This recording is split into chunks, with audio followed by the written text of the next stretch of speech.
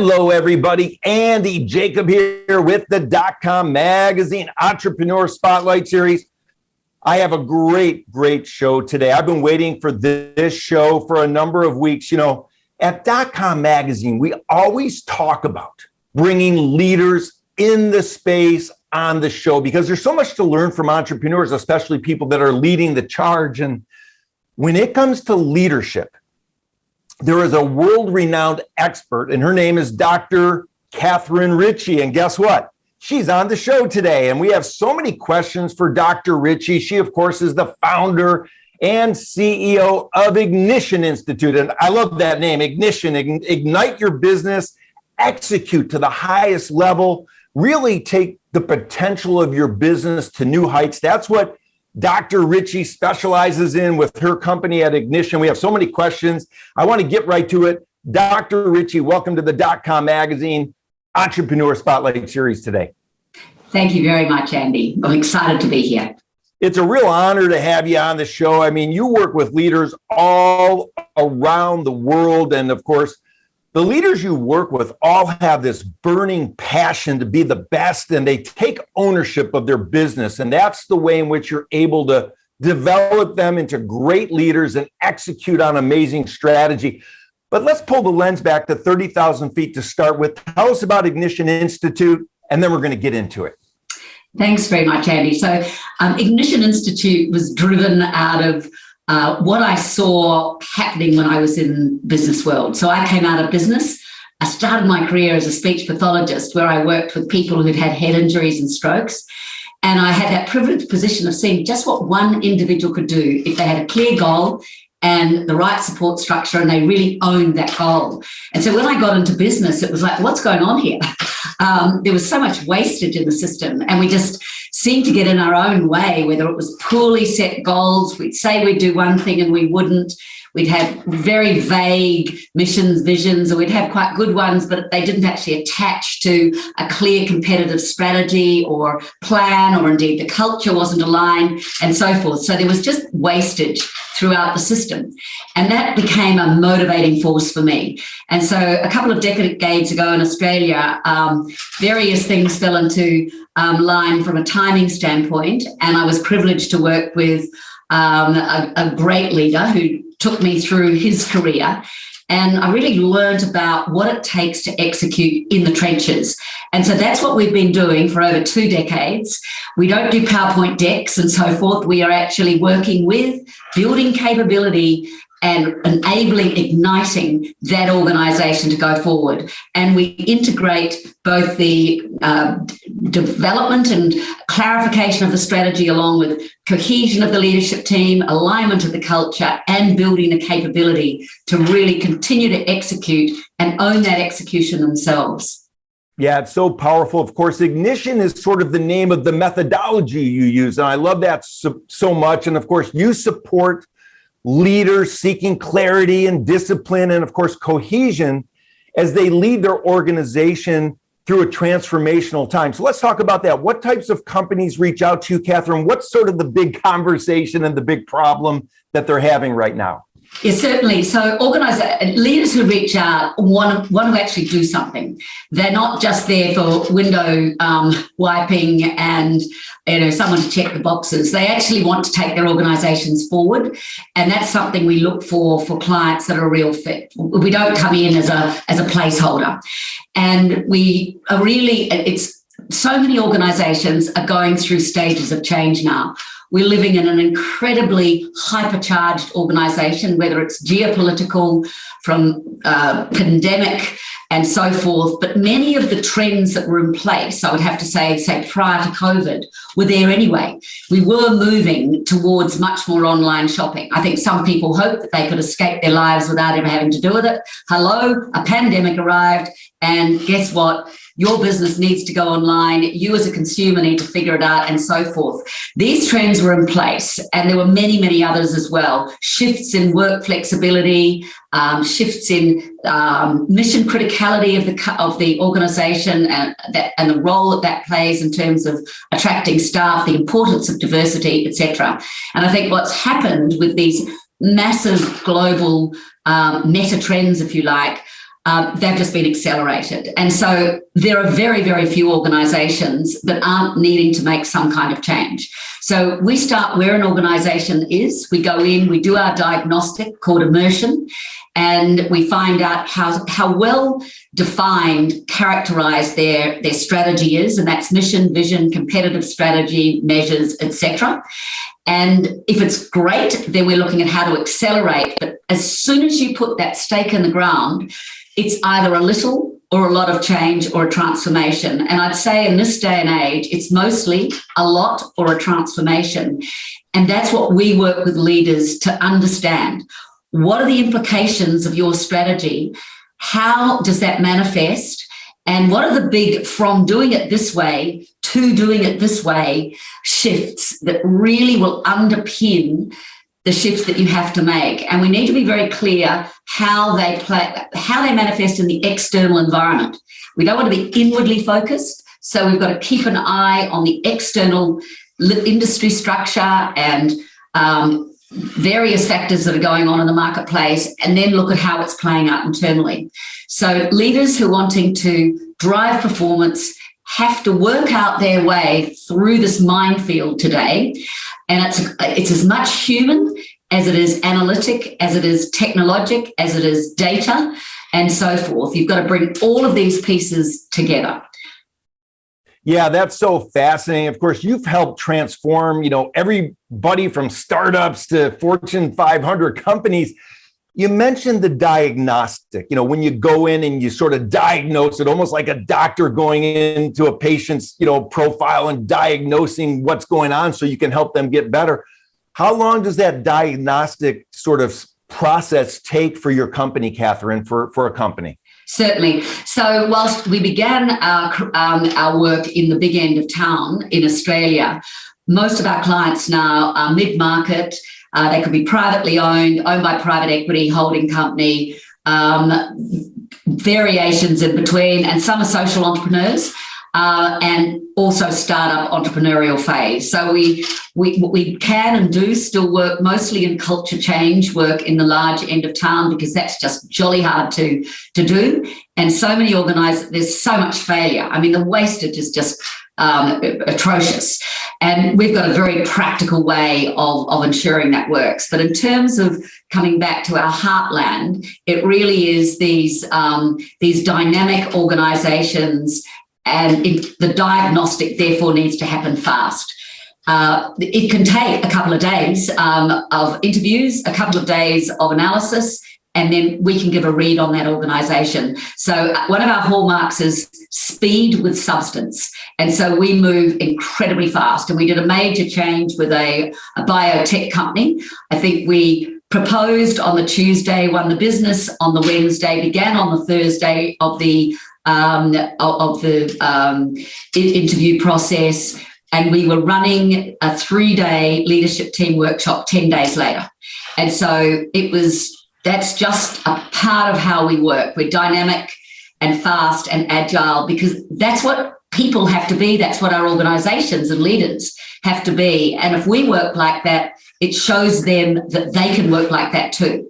So the experience they have with us demonstrates that they can work fast and in an agile and in a real way with substance, and they can't go back from that. Once they've demonstrated it to themselves, it's, guys, you did it. So, you can do this. I love it. It's sort of the old-fashioned, you put your money where your mouth is. You get in there and you really are like a tactical team that's able to help these companies get through what I call you being a master strategist, and you're able to sort of get in there and figure it all out for them very, very quickly. When you go into a company, let's talk about this a little bit.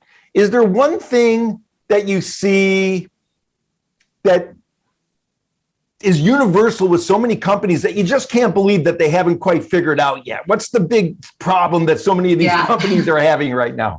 Certainly, it's what we call the middle ground. And so companies have got better and better at defining their macro messaging, mission, vision, even their competitive strategy, which, very often they might have gone externally to get some help to assess that. We rather work with the team and really draw it out of them and crunch it through.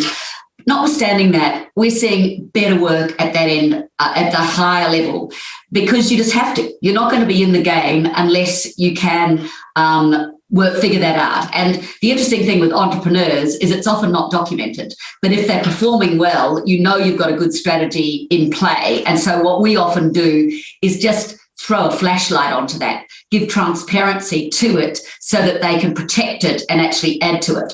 And people can usually get in. In fact, everyone can get in and do stuff. So the micro level. So you see millions of people, no matter the size of the organisation, busy every day. And in fact, there's almost a badge of busyness in some organisations where you don't feel as if you're doing anything unless you're declaring you're busy and you're busy around. The issue is that busyness may not be sufficiently aligned, connected with the overarching competitive strategy and mission and vision of the organisation, and therefore it doesn't have the potency. So you're doing all this stuff, and some of it will hit the mark, and a lot of it doesn't. And this is where you have things like, oh, we can't prioritise, and no, we don't know what to say no to, and so forth. And of course, prioritisation and saying no are always going to be hard, and they're always really important. However, we would say that if you can't do that, no matter if you can't do it with a systematic approach, then you're not clear enough. And this is where it gets to the middle ground. Everything, we're very much about looking at a whole system, not thinking of it in a linear step-by-step way. Notwithstanding that, hierarchy counts. And so you do need to translate macro messaging down into what we, as I say, call the middle ground. And very often the overarching strategy commentary is in quite conceptual language, which is okay when it's at that level. However, it can mean lots of things. And equally, we in Western cultures, and we've done quite a lot of work in places like Papua New Guinea and the Pacific Islands and various other places, which teach you different ways that language is used.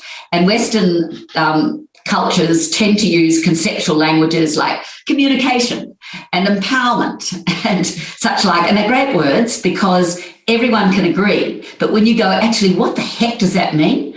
It means everything and nothing at the same time. And why that middle ground is really important is it brings tangibility to your competitive strategy, and it gives teeth to your plan. It gives teeth to where your investment needs to be. It then allows you to prioritize, make good trade-off decisions. It's where you go, okay, how much of our time, capacity is so poorly assessed. We come up with a strategy, we work out this huge set of initiatives, but do we come back and go, what do we actually need to do to drive and run our business day in, day out, to serve our customers, clients, and so forth? Maybe 50 or 60% of our capacity may be tied up there. So we've only got a certain proportion. And this is all part of the middle ground. It equally is about understanding the cultural elements at a more detailed level. I talked about the shifts, which go right through. I mean, one example is around measurement.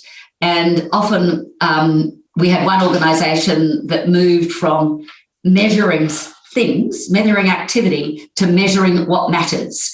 And we got very much down to measuring the things that would make a difference in the plan to our performance, as opposed to arriving at your end of year or quarterly assessment and go, we've done lots of things, we've done all these things, and everyone go, very good, you've done lots of lovely things.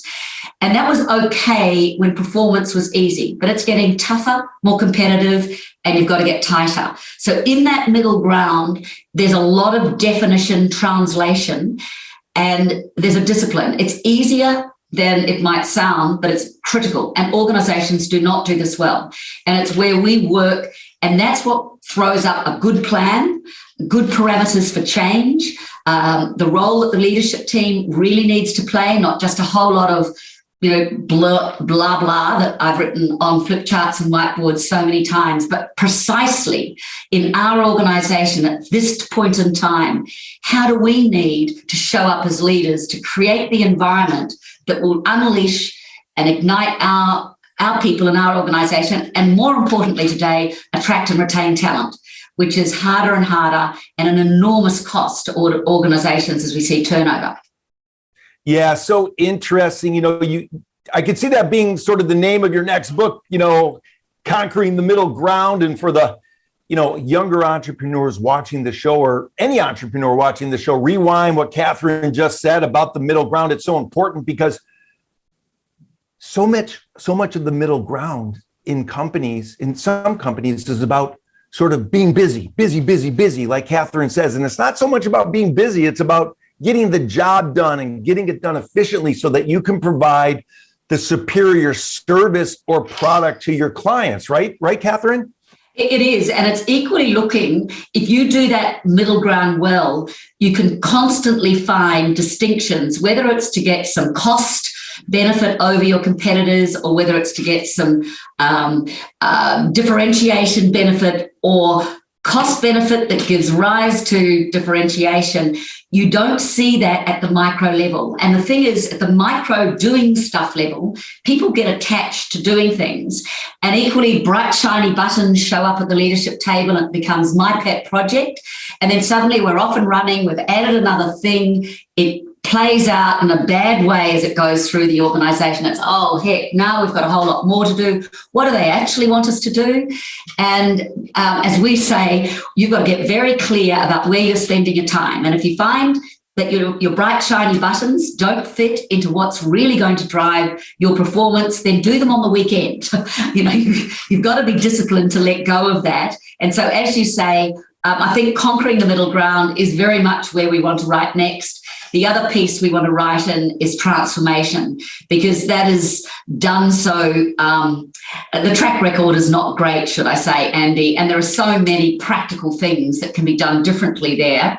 And the good thing about transformation is it's usually not in crisis. It's usually, gosh, we've got to really transform from doing everything this way to that way. How do we create that roadmap? If you are in crisis, that's a different thing. And that is and I've worked with organizations in that state, and you've got to really hold ground and be very disciplined, but that's a whole nother set. And the middle ground is even more crucial there. Yeah, that's so interesting. And of course, you're an expert, of course, at leadership changes and capital events and this transformation. One thing I did want to talk to you about, and I was very excited to talk to you about this, is something I call big market pivots or pivots. And we talk about pivots sometimes on the show, but coming from your perspective, how important is it for companies to be open to a pivot should things not be working well along the process and with the strategy that they currently have? Yeah, sure. And it's interesting because the word pivot has, and I think probably off the back of COVID, where we had to go, not working in the office anymore, turn right to home. So yes, pivot has become a word. I think I wouldn't like people to think about strategy as sort of ad hoc and leaping about. And even in the face of something as dramatic, significant, traumatic as COVID, you want to even get clearer about what your strategy is and how you've been competing. Because unless it's something like we are going from the slate board to the computer and we've missed it, books was a good thing. I mean, all those bookstores that sat there and sort of went, there's no way that people are going to do online books and such like. There's no way that people won't want to come into bookstores, Amazon, sending them out, etc. They really needed to face into their issues much earlier, and that did require a significant change. The newsprint business was another area. We didn't work in the book game, but we worked in newsprint, and I'll never forget being in a room of editors where I said, so guys, what business are you in? And I was almost shot down. And I said, I'm serious. You can fight all you like, but it's coming at you like a Mack truck. And so when you've got major change, it's going to affect your industry of that nature. Well, that requires a rethink. As soon as you see those shifts occurring, you need to start thinking about how you create a green field to start testing other models. And you keep your other one going so that you can then cannibalize your own, find the new positioning of that. What I would say, it's about staying in touch with your environment.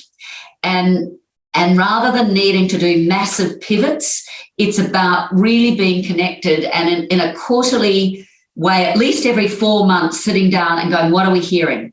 And not just from our the buyers, because we might have a distribution channel, but end consumers. What are the social shifts that are occurring? What else is going on politically or otherwise, economically, that we need to listen to and think about?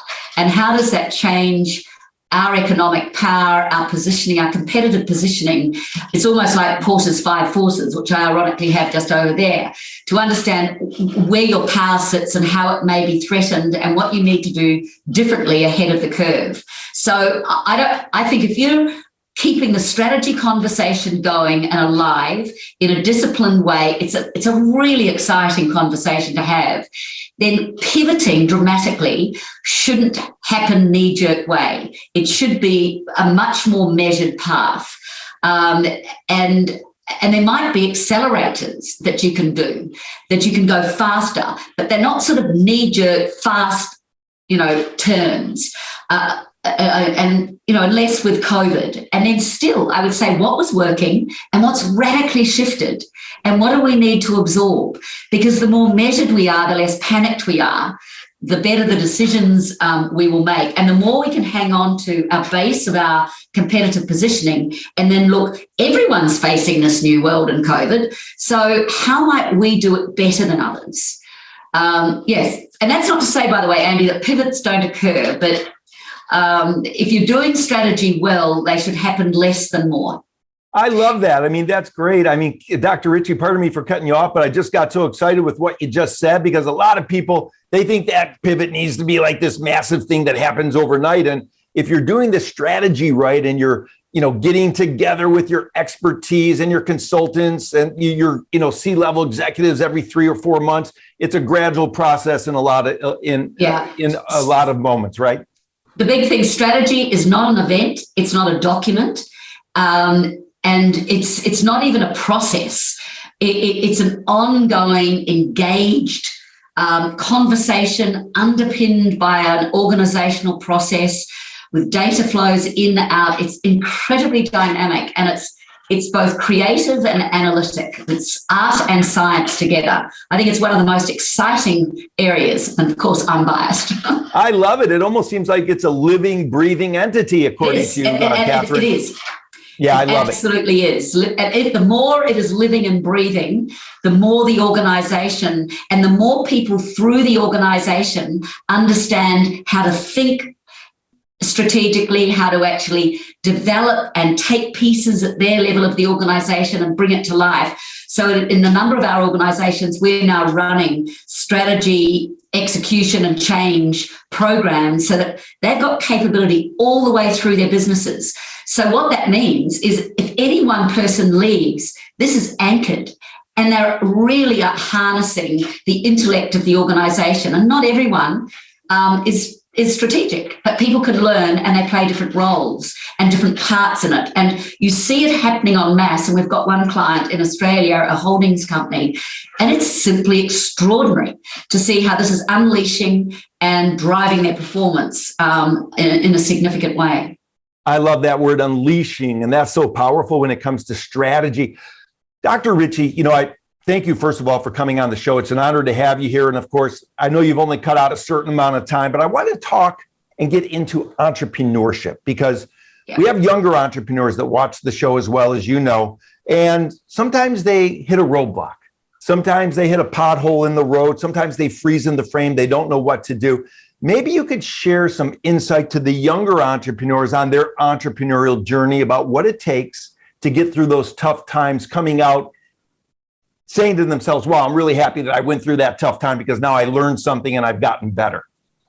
The actual principles don't change irrespective. So our ignition method, where we basically look at getting a clear sense of your mission, vision, competitive strategy, which is where we are going to play the game, how we're going to win in those spaces, what capabilities do we need to be outstanding at that will underpin that, and then how are we going to keep ourselves on track, and then the plan. against strategic pillars. So, the entrepreneurial businesses, even with my own, it's exactly the same. And you can do it much faster. When I've facilitated sessions with, one person or two founders, we can move through these sessions in a few hours and get that plan, and then they continue to roll it on an agile basis. And you want to have some advisors around you who you can step back and sort of separate yourself from the business and look through the window. And I often find entrepreneurs are really, in a pair, there's one visionary typically, and then one who makes it happen. When it's a single person, they're usually visionary, and they usually then need people around them. So you need more than just you to probably problem solve through the crunch. And it is about building resilience. We use a really simple phrase called blockers and enablers. And it's just going, what's blocking us? What's getting in our way? And so when I was coming back to the conceptual language that we used before, like communication and empowerment, a lack of communication, a lack of this, and a lack of being able to get into the marketplace, we can use generic terms, but getting underneath and finding out what's blocking at a more specific level will provide the key to where we need either to get more detailed information or to start to create a solution. And so looking at what's blocking, what's enabling. And we use the three: enough clarity, enough cohesion, and enough discipline, three interlocking circles. And the word enough is used because of that entrepreneurial space. You only ever need enough. And we use those three circles as a diagnostic. Are we missing clarity on something? Have we got the CFO off over there, or the board, or have we a different view about where we're going and how we're going to get there? Or has tension come to bear, which happened quite a lot through COVID, where underperformance was masked, particularly in tech companies through COVID, big returns, then everything hit the fan in 21, and now you had less growth, and now there was often tensions between members of the team, co-founders, CFO, founder, etc. So a lack of cohesion, because that is almost the greatest blocker. If you've got a lack of human cohesion between key players, and you have to be able to debate and have the tough discussions together and come out through the other end. And then finally, have we actually got the skills, capabilities to drive this out? And if we haven't, and often in entrepreneurial businesses, is it on that execution front? And that's that middle ground, because that's what a good COO does, So those are a few tips, I hope, that help. Don't give up, though. The tougher the holes you have to go through, the more resilient you'll be. That definitely helps. I'm going to bring you back on the show. I want to unfold and unpack your entire process with regard to the blockers and enablers. I mean, I love that so much. That's really sort of a revolutionary idea in my mind, because that really gets to the bottom line of what has to happen in terms of execution. Now, before I let you go, I want to talk about team, because you built a great team at, Ignition, and I know you're around great world-class teams. I mean, all over the world, people bring you in. How important is that team to the success of a business? Oh, fundamental. And I talk about the team architecture in an organization is a critical and underutilized part of performance driving. It's not only formal teams, it's informal teams.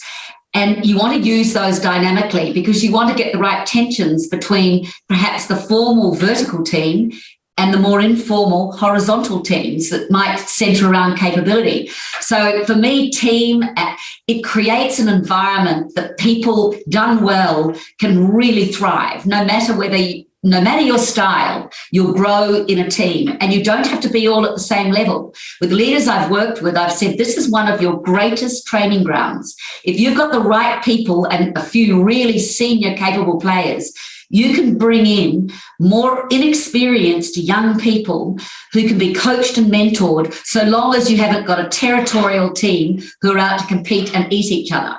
But if that's done well, it really allows an organisation to thrive. It allows you to groom and grow people, feel great about learning, great problem solving. It's a very enriching experience, like we see in sporting teams. You know, the sort of support that comes in around when they're done well. So it's crucial in my view, and I don't think enough is done with it. And I don't think enough time is spent practicing some of the things that need to be practiced. You don't show up and immediately be able to have great conversations, tough conversations, use different points of view and conflict in a constructive way. They're things you need to learn how to do. To get feedback from each other real time in open time is very powerful, but unleashing when a team can do it. Yeah, that's so powerful, Dr. Ritchie. You mentioned that. It just makes me think about being a human being and continuing to grow and listening to other people's points of view and incorporating other ideas into the process. And of course, right, you're an expert on that. And of course, I know you're very big on also the emotional impact and the emotional approach of business. We're going to get into it all again when I bring you back on the show. We're going to call the next show Blockers and Enablers with Dr. Kathryn Ritchie. But I know I've taken up way too much of your time. So I wanted to thank you for coming on the show. I mean, this has been remarkable. I mean, Ignition Institute is a leader in execution and everything else that you do, igniting people's potential for business. I love it so much. So Dr. Ritchie, thanks so much for coming on the .com Magazine Entrepreneur Spotlight Series today. Thank you, Andy. It's been a great delight. We love working with entrepreneurs and do a lot of work in that space.